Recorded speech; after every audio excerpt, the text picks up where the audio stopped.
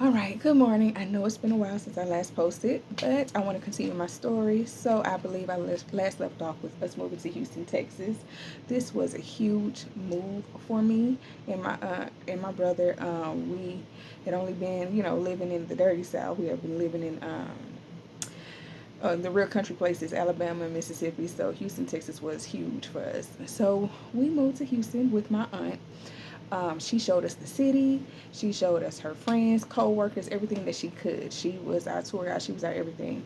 She loved children. She loved us. Everything was great up until the big fight. Um, Along with my aunt introducing some of her friends and coworkers and things of that nature, she also introduced a special man, someone special in her life to us. And one night there was a big fight. There was a big fight between her and my mom about this man. Um, and I recall her saying, I'm the one who introduced you guys. This was my friend. This was my friend. Now, I was probably about 7 or 8, something like that. Um, so I did not know the tea. Just to be honest with you, I don't know all the tea. I just can recall what I can recall, and that's it. But I do remember her saying, this was my friend. This was my friend. You knew that. And her and my mom got into a physical altercation. And my aunt put us out. Yep, that's right. She put us out. You and them kids. I remember her saying, you and them kids. She put us out on the streets. We didn't know anybody. Of course, we knew we don't know anything or anybody. Um, so the person that came to the rescue was, of course, that special friend, that man that they were arguing about, and he got us a hotel.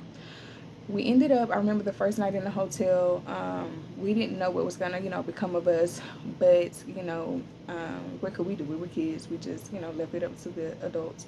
And we played and ate pizza and fell asleep. They ended up getting one hotel room with 2 beds, um, queen size beds. I ended up waking up in the middle of the night to some sounds, and I knew exactly what it was. Um, I looked around the room, didn't have to look very far. I seen champagne bottles popped open, a few champagne bottles, empty ones, some on the floor.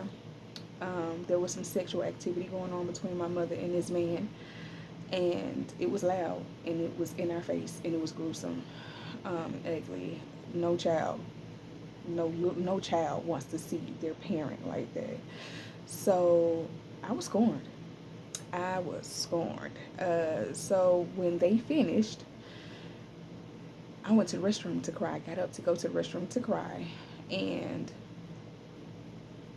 I heard them whispering, "Oh my God, did she hear us?" They knew I heard and saw everything. And so I came back out and I went back to bed. The following day, my mom tried to talk to me about it. I did not want to talk about it.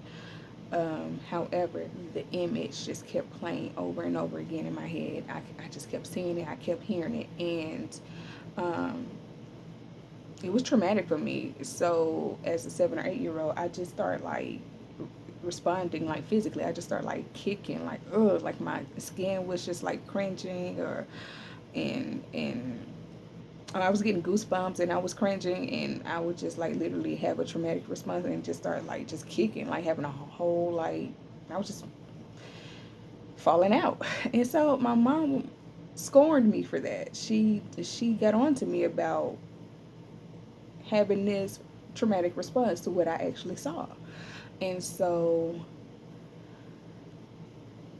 I knew something was wrong. I couldn't quite say it. I couldn't quite pinpoint. But I knew she was wrong about how she treated me, as if I should just suck it up. Life happens. Like that. That was her attitude about it. Just like, matter of fact, she said, "What did she say? Do you see me kicking and screaming about every little thing?" Like the attitude was just suck it up. So what, you saw it? So what? So what, you saw me? Her attitude was, so what, you saw me having sex loudly with a strange man? So what? So yeah. So I began to think that my mother did not like me. Like she didn't care about my feelings, about how things affected me. She didn't try to soothe things over. It was more so like, get over it. I, I, I got what I deserved. I got my needs met. You gonna have to get over it. So that was the attitude about it. But let me tell you, this trauma was the beginning of a lot to come. So I know I said I started this channel off to encourage people. Y'all, I'm gonna just tell you, there's a lot here. So just hang on for the ride now. And it's a lot of stuff that's bad that happened or I witnessed and stuff like that. But y'all, the miracle in it is I am still here, and I don't live anything like what I've been through. If you were to see me on the streets, you wouldn't even know. So that's the blessing in it all. So, but I'm telling you, like, hold on, it gets crazier as time goes on.